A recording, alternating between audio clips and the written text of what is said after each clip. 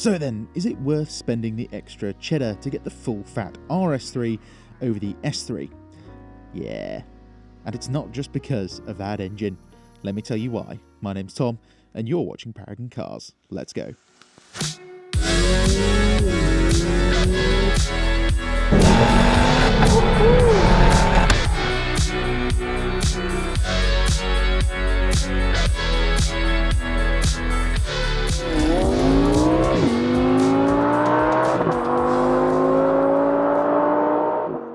Now, although the engine isn't the whole story, obviously in this case it does play quite a big part.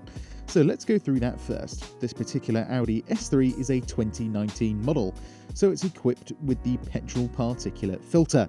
That means it no longer has 310 horsepower, but only 300. It still has the same amount of torque though, at 400 Newton meters. On the other hand, the RS3 has no filter and is putting out the full fat 400 horsepower and 480 Newton meters of torque it was destined to have from factory. Shall we see what these two can manage on the 30 to 70 sprint? Yeah, let's.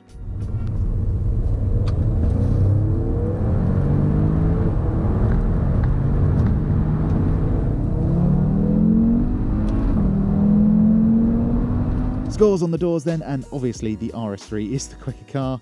It managed 3.4 seconds compared to the S3's 4.15. Both fast, but once that RS3 is on boost, it is gone. Yeah, that 5-cylinder engine really is something special. Now, if you want to see interiors, I'll put some links up in the top right-hand corner for you now. But today, we're going to get straight out on the road and see how they compare on the streets of Britain. Let's go. Right then, S3 up first, and this is a very nice S3 to be in, as it has mag ride suspension. Now, in the review of the saloon I did a while ago, someone pointed out that you actually get mag ride as standard on the saloons, and they were right, you do indeed get mag ride as standard, and I didn't know that, and that's a really good option to have because it makes the ride very supple in comfort mode. It's actually more comfortable than a regular A3, I would say, because it's controlled, but it feels very expensive, very sophisticated. Like you can see the A3 in front of us, it kind of pogos a bit. This doesn't do any of that, it just kind of wafts, which is very nice, especially for a hot hatch. Anyway, the reason we're starting with the S3 first is you kind of always want to finish on a high, I suppose. And the RS3 is definitely a high, and we'll get into more of why that is. And it's not just the engine, there is more to it than that. But the engine is certainly a big part of it. Anyway, the S3 driving around town, obviously with mag ride, it's very comfortable, steering's nice and light, and it's a very easy car to drive. Nice, but also very easy. You know, the best way to describe this for me would be it's not so much a hot hatch as it is just a really nice, sophisticated car that just happens to be quite quick as well. And the engine in this thing, I think, do you know what? I think this is actually my favourite 2-litre engine because it's just got effortless torque low down. You're never really waiting for boost to come in, which is one thing you certainly are waiting for in the RS3. Anyway, coming out of junctions, start, stop, won't come on because I've got the wheel on full lock. But give it half throttle, you got the Haldex-based Quattro system that just grips and goes. And again, you're not really waiting for power, even though it's a heavily turbocharged 2-litre engine. It's a very smooth, very nice driving experience. And the thing is, even though this has got a dual clutch gearbox, this is a slightly less strong, shall I say, gearbox? Well, it's a different gearbox to the one that's in the RS3. That's got the DQ500, which is a bit of a beefier 7-speed dual clutch. This has got the DQ381, I believe. Someone might correct me on that, but I believe it is the DQ381, which is another 7-speed dual clutch transmission, but it's just very smooth. Especially in traffic, it doesn't jerk about at all. Just a really, really good gearbox. I think it's actually smoother than the ZF 8-speed gearbox in my BMW M140i. And that's mainly to do with mapping or coding, sorry. I know a ZF 8-speed gearbox in something like a BMW X5 is unbelievably smooth, buttery smooth even. But the dual clutch gearbox in this is marvellous, really, really nice. And whilst the steering's nice and light, it's still fairly sharp. 2 turns lock to lock, which is nice. It is just lacking in a bit of feel though, which is typical Audi stuff. And one thing that's also typical Audi is the seats. Very comfortable, absolutely lovely. I can reach the armrests with my elbows fairly easily. But the downside is I'm just sitting too high up. I'm actually slouched down in the seat. If I sit normally, you can kind of see my head's just a little bit in the ceiling. But doing a review, I kind of have to sit like this, which is a bit pants really. Not super comfortable. And it's a shame. If the seat was just an inch lower, you would have literally the perfect driving position. But because you're sitting just a little bit higher up, it doesn't really feel like you're sitting in the car. What also doesn't help is the seats don't have adjustable bolsters like the BMW 1 Series does, so you kind of move around a bit in the bends, which I can demonstrate in a second actually. Before I demonstrate that, let's reset our trip computer, see what kind of MPG we can get on the motorway. This car is quoted to do 47.1 MPG on the extra urban cycle, and I do believe that actually. This engine, this EA 888 2-litre engine, is a masterpiece. Loads of power, very good economy for the power. Even the size, it's got very good economy. Anyway, let's take this thing round a roundabout and see what I mean about the seats. Alrighty then, let's use our favourites button to change our drive mode into dynamic. This will stiffen up the suspension because we have mag ride, sharpen the gearbox, drops a gear, makes the steering stiffer, and sharpens up the throttle response. It also makes the quattro system just that little bit more aggressive by sending a little bit more power to the outside rear wheel. Anyway, let's have a ganders at the handling of this thing and see what I mean about the seats. Yeah, you kind of start to fall out of them. Whew. Yeah, you forget how quick this thing is sometimes. Like even in third gear, plant your foot, and it's just instant torque, instant power. Even in fourth gear, not waiting for boost at all, really. Pretty much instant. It's got a lot of performance for a 2-litre engine. And remember, this is stock. These engines can quite happily handle north of 500 horsepower with just a little bit of fettling. Or sorry, should I say, it'll happily handle 400 to 500 horsepower. If you go above 500, you do need to add things like forged pistons and stuff. Or just replace the pistons when they break. But yeah, the seats, they don't really hold you in that much, which is not great. And yeah, more about the favourites button, because in Audis now, you have to get the RS car to be able to change your drive mode with the favourites button. Don't know why they've gotten rid of that. It's quite annoying. In the newer cars, if you've just got a normal one and you just want to quickly flick it into dynamic, you have to go through touch screens. And, oh, it's just terrible. Whereas this, it's just a button, and a very nice button as well. It's clicky. Audi are getting rid of a lot of their nice clicky buttons, which I don't really like. But yeah, in terms of sound, it's lackluster, honestly. This is a OPF, GPF, PPF petrol particulate filter fitted car, and you don't really hear a lot. You don't really get many burbles from the exhaust. You don't really get DSG farts. It's just, yeah, it's a bit pants. You definitely need to get a resonator delete in this thing to just open up the sound a bit. And obviously if you do remove the filter, you're then technically breaking the law, so it's like, you know, do you go for a 19 plate car? I don't know. Hopefully a res delete is enough. Anyway, enough waffling. On the motorway, this thing is absolutely amazing, especially with the mag ride. It just makes the car, honestly. Cruise control on, car stays dead straight, doesn't tramline anywhere, which means it's not trying to find little dips in the road. Sometimes when you have cars with a higher camber, they can sometimes kind of hunt little dips in the road because it wants to turn into a corner. This just wants to stay dead straight and just do 155 miles an hour all day long. Typical Audi stuff, really. But yeah, the suspension, I mean, it's just leaps and bounds ahead of most other cars in this segment. I mean, you can't even compare it to a BMW 1 Series of this generation. I mean, like the rear-wheel drive generation is just not even close to this kind of suspension. The suspension on this is just insanely good. You know, I'd argue it's actually better than something like a BMW 5 Series. It really is that good. So comfortable. Like, even these little lines in the road, barely feel them at all. Bigger undulations in the road as well. I mean, just barely come through into the cabin.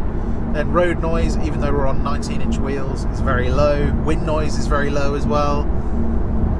It's a car you can absolutely destroy miles in because it's just really well built. This generation of Audi S3 and the RS3 actually are just built to a standard that I don't really think they do anymore. But even the sound system, the B&O sound system in this, is better than the B&O sound system in the newer car. Why? I don't know. It is weird though. But yeah, turning into a corner like this, it's alright. You know, it feels fairly composed. You can feel the chassis itself is very rigid actually. Obviously in comfort the suspension's very soft, but it's still, you know, you can still feel the inside rear wheel lifting just a touch. You know, it's not like a Hyundai i30N where it lifts the inside rear wheel basically around every single corner, but this one, you know, it feels a little hot hatchy, which is nice.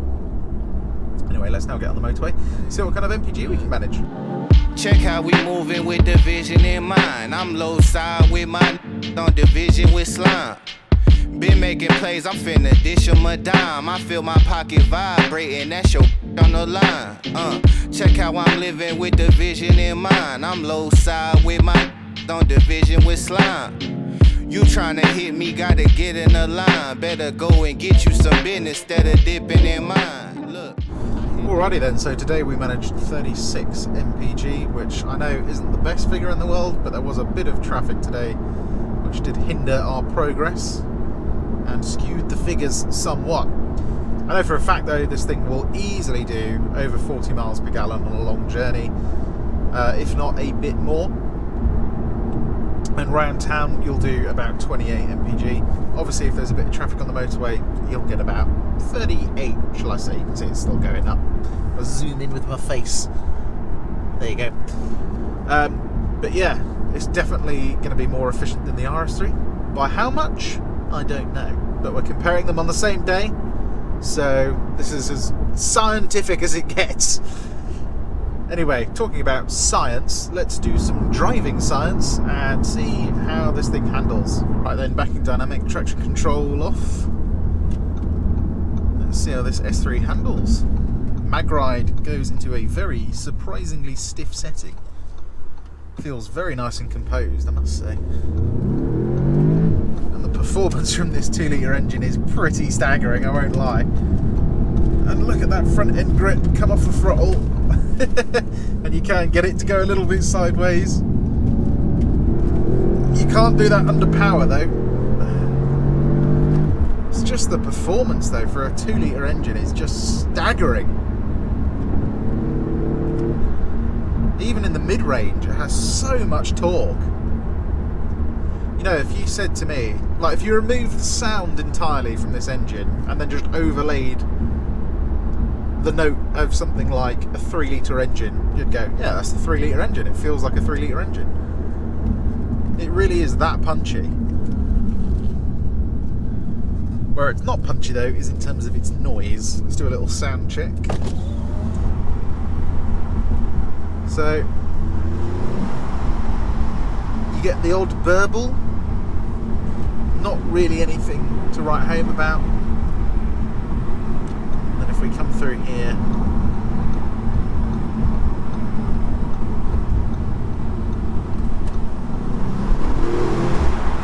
get a tiny little DSG fart. Again, nothing crazy. Well, this car is good though. It's just so quick. A lot of people get in these and they are really surprised how fast it is. I've had a couple of friends that have driven S3s and they go, do you know what, that's actually a lot quicker than 300 horsepower would suggest. And it's to do with the drivetrain. The car doesn't weigh too much. Torque is just everywhere. And it's also got a very sharp, very well calibrated gearbox. And that's reflected in the 30 to 70 time, you know. Just over 4 seconds. That's fast, like properly quick. And the thing is, it just hooks up no matter what. And of course, with a stage 1 map, you can get anywhere from 350 to 380 horsepower. And then, with a stage 1 map, these things really are ridiculously quick. You know, especially on a B road, you'll be keeping up with pretty much anything. Let's do another little sound check.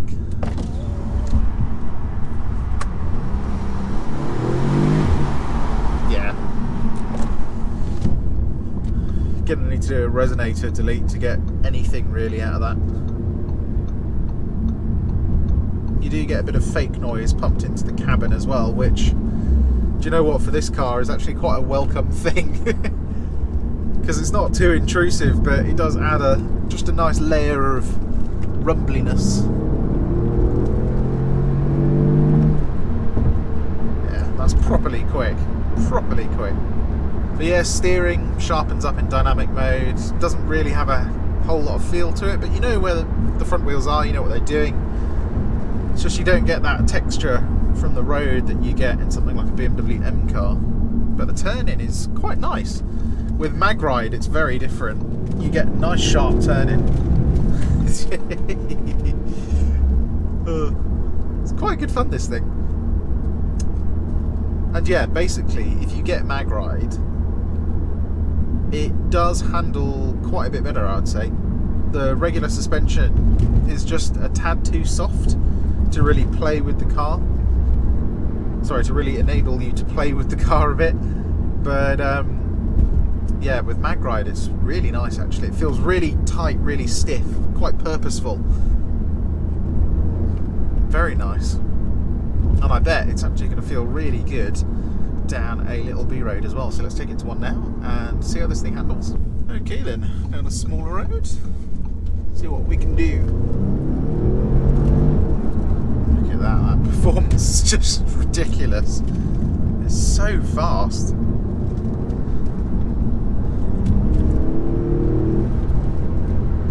And again, suspension deals with the bumps well.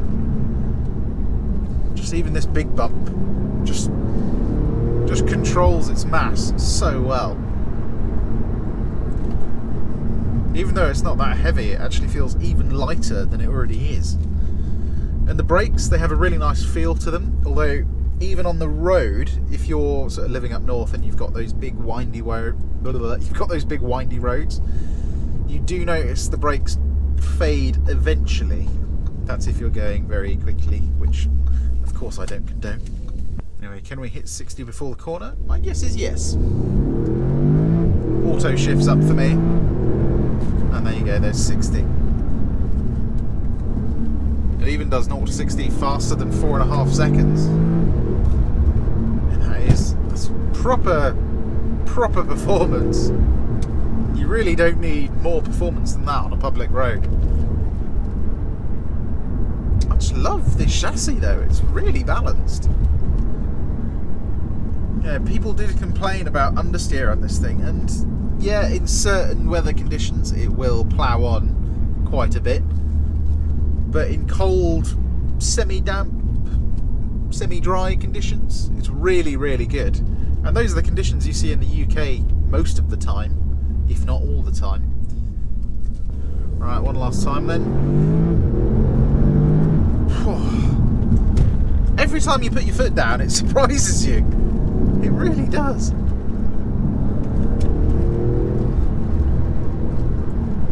It's just this bump here deals with it so well.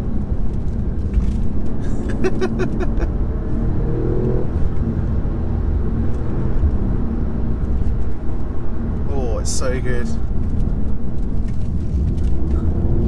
Coming out of corners like that, you just absolutely plant your foot. So yeah, I mean, it's pretty good, really.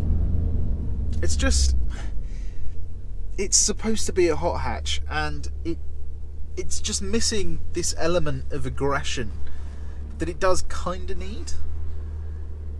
And I think something like the Audi RS3 might just have it. So I suppose we better go and see if the Audi RS3 is worth the extra cheddar. Let's hop into it now and have some proper fun. And we're in the RS3. And firstly, let's just...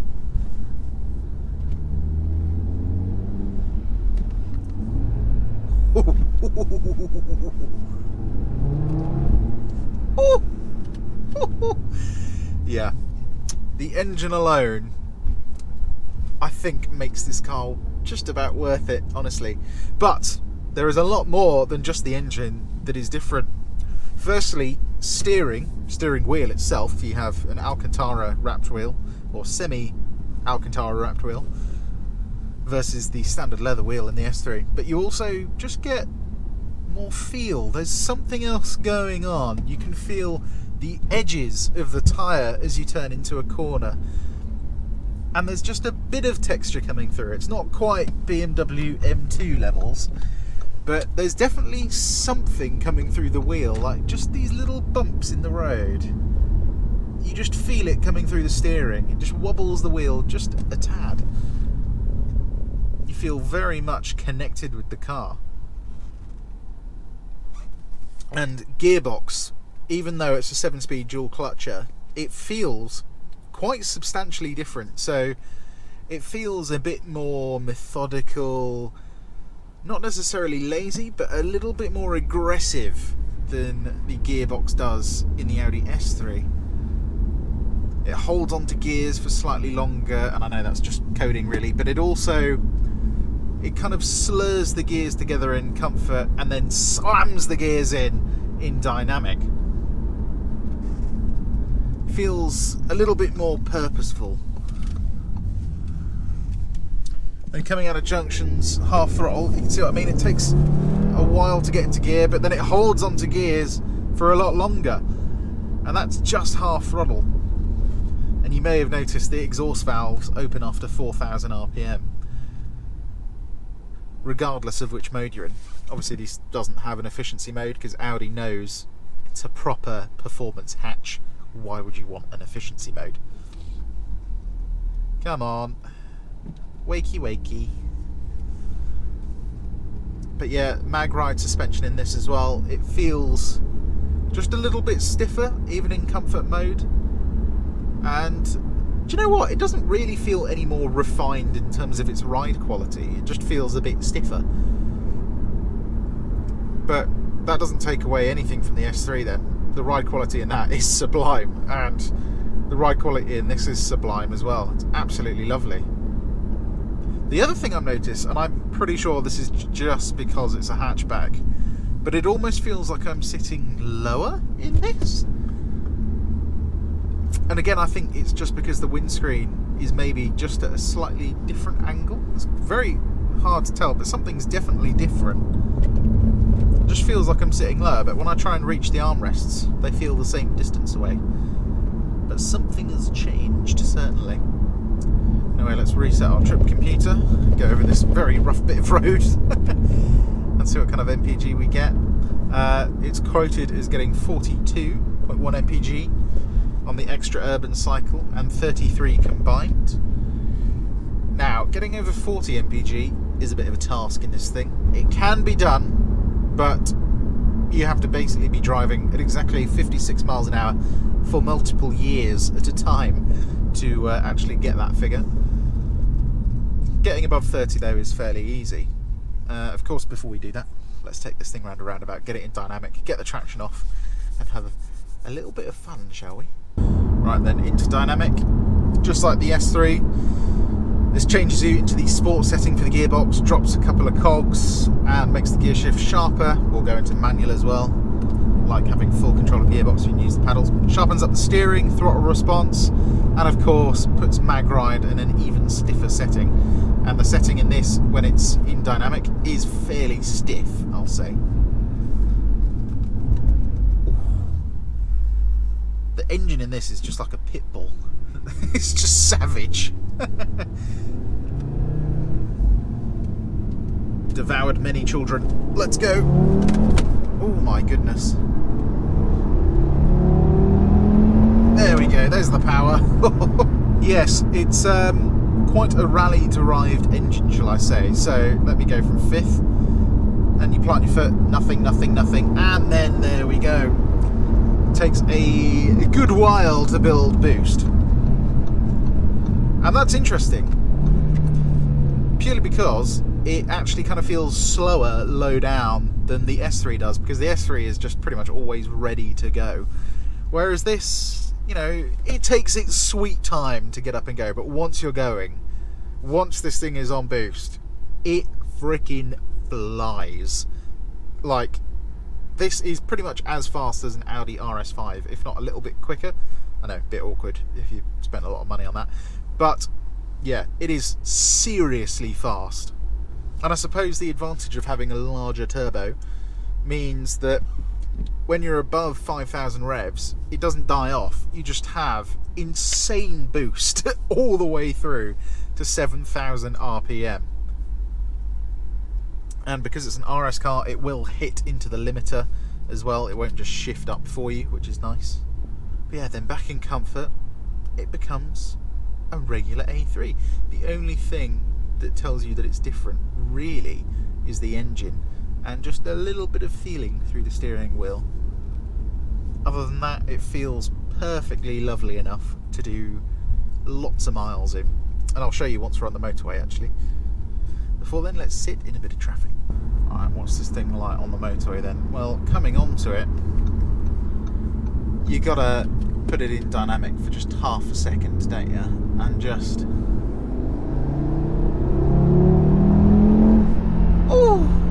Oh, that's good. I'm gonna have to change my trousers now. That sound is orgasmic. There's only one way to describe it, and of course it means on slip roads you beat every other car. Oh god, it's lovely. But yeah, once you're on the motorway, cruise control on, and it's just like the S3 really, just nice, calm, relaxed. There is a touch more road noise. That's purely because you've just got a slightly wider section tyre. Also, I think this is running Pirelli P0s, which are a bit racier than the tyre or standard tyre you get on the Audi S3. So you just get a little bit more noise. But wind noise is very low, and yet you could happily do an 8-hour journey in this thing up to Scotland, happily. What are the Rozzers doing then? Rozzers. But yeah, even though you've got slightly more positive steering than the S3, it's not tramlining or anything. I wonder if you can see that, like that little shake in the wheel. That's not because it needs an alignment. That is because there's just a bit more feel coming through. But it's not so much that on a long journey it kind of shakes your hands to pieces. You just feel a little bit more. It just feels a bit tighter than the S3 does. I mean, the best way to describe it really is it just feels more expensive. And obviously it is, but the feeling of something when it feels more expensive is like, feels tighter, more well made. There's a bit more prestige, a bit more class in the entire process of making the car. And it just means every little interaction you have with this thing when you're behind the wheel of it is just a bit more pleasant. The only thing I will say that is a bit annoying is this gearbox definitely shows its age a bit. It's just a little bit jerky, a little bit more racy in traffic, so it takes a while to engage compared to the gearbox in the S3. But you quickly forget about that, because the second you turn into a corner, yeah, this thing has a lot of front end grip. Obviously a lot of people complain about Audi steer, but this is like the first generation of RS3 where they really took that seriously. And yeah, if you're on a road, getting this thing to understeer is nigh on impossible unless you really are a terrible driver and you don't know what you're doing. But yeah, it's only on the track really where this thing shows a little bit of understeer. Even then, I'd say it's still fairly decent. It doesn't understeer a huge amount, but on the road it just feels like an absolute monster. I mean, it is basically a posh rally car. I think that's a really good way of describing it, actually. Yeah, a posh rally car. Anyway, now let's get on the motorway, see what kind of MPG we can manage, see if we can go close to the 36 MPG that the Audi S3 managed. Baby dragging a wagon, I wonder how did she tow it. I'm that diva receiver, already know this shit, throw it. I touch down for the touchdown, make little baby bust down. Rude as I wanna with that, I don't give a sound. Every time they come round, spitting that garbage. Think he kicking me knowledge, but I was skipping in college. These talking that folly, must be off of that, and I can't argue with if they can't call me from Bali. I told them. Right then, well, as you can see, proof is in the pudding. We managed 31.5 MPG, if I zoom my face in there.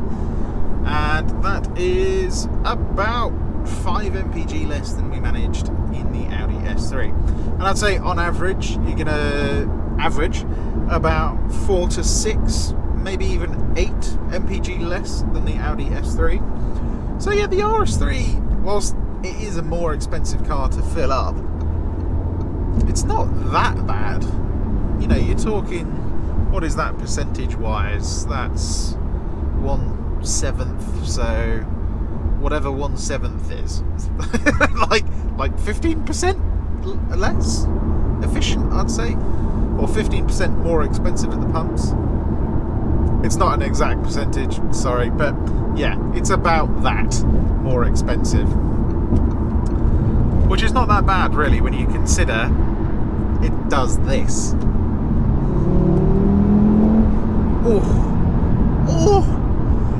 I have to say though, I think if you own this, obviously the sound is addictive, whereas in the S3 it's not, so you're going to be doing that quite a lot, so you will go through substantially more petrol if you do that. Oh god, this sounds so good. This is just the standard exhaust. It's pre-OPF of course because it's a 2017 car, but oh, it sounds so good. I just love this thing, man, really do. If I didn't have a BMW M140i, I think I would have one of these. It really is so special. Anyway, let's get on a B road now so I can have a little bit of fun driving this thing, shall we? Alright, as usual, back in max attack, traction off, in dynamic. Oh, just listen to that, man. God, never gets old. It's like listening to your favourite song, except you never get bored of it. When this thing comes on boost, it's just absurd. And yeah, front end grip is mental. Come off the throttle. Get it a little bit sideways. Just a little. Oh! It's those gear changes that just absolutely make you moist. Oh. It is so good. And then yeah, brakes, obviously. Big old brakes up front. The feel is the same as the S3, but they're just a bit stiffer. But they just have a bit more body to them. Yeah, I've lost the use of words because this thing sounds nice.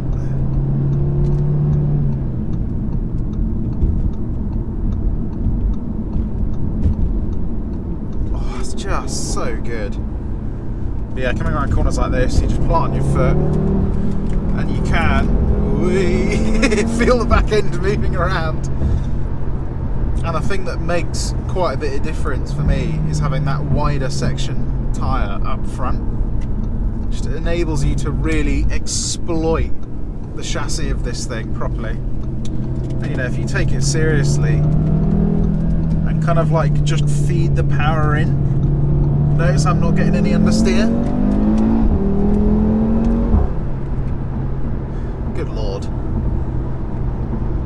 That sound just leaves you speechless. It's so good. It's just like mini Lamborghini Huracan. Oh, there's so many different noises this car makes as well. You get whistles, pops, barks. Let's do another sound check. It's obligatory in this car.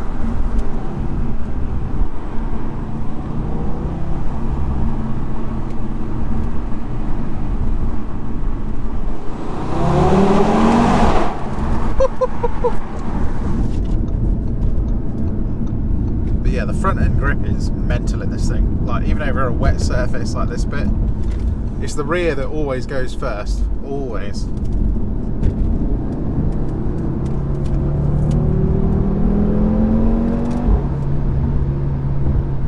I mean, you could take this thing to a track and it would feel fine, honestly. You just have to get that wider section front tyre. Makes all the difference. Because I've driven one that's just had a square setup and that felt very S3. I think it's only like an extra 10 mil on the front of width, but makes a huge difference. Also, of course, you've got like suspension and stuff that's different from the S3 that does make a lot of difference, and like a wider track, blah blah blah. And yeah, already, even on the wide open stuff, this thing just feels so much more capable, refined. It just feels like a more, not necessarily polished car, but it just feels so much more capable. You know, you can start to really think about how you're driving. You're not kind of just planting your foot and letting the car do the job. You're thinking like, am I in the right gear? You know, when can I start to feed the power in? The S3 in that regard is, you know, it's very inert. You kind of just plant your foot and point it around the corner. This, you can do that on some occasions, but there are a lot of occasions where you are actually having to think about how you drive. Everyone's asleep at the lights today, it seems. Chop chop.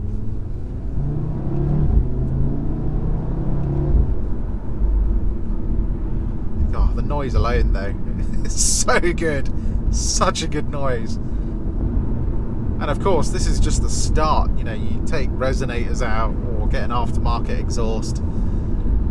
That's when this thing sounds unholy. Unbelievably good. Where it's also unbelievably good is down a small road. So let's take it to one now and I can show you what I mean. This thing is an absolute rally car. Right then, this is where the RS3 just really comes alive.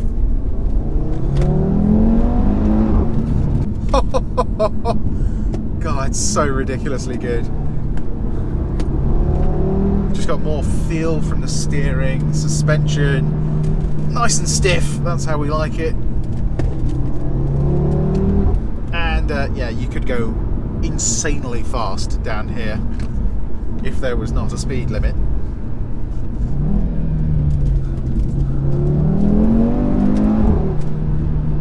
And yeah, there, I was kind of like feeling the rear slip just a tad. Interesting. Right then, can we hit 60 before the corner? Probably. That turbo lag is crazy though. Yeah, easily hit 60.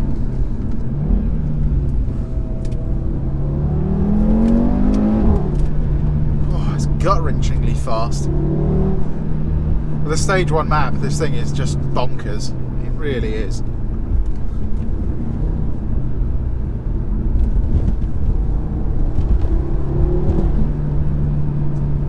Turning is just better. You can feel the rear kind of squirming around. I just love that. You don't get that so much in the S3. Oh, God.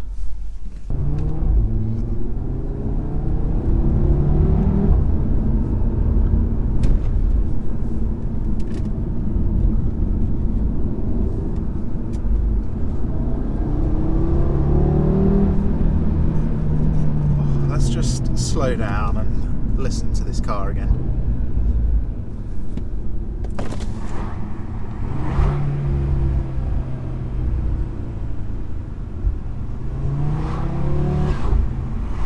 let's go from low down.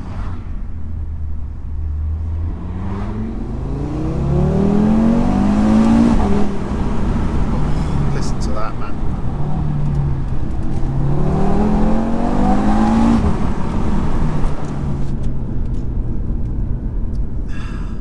Almost brings a tear to your eye.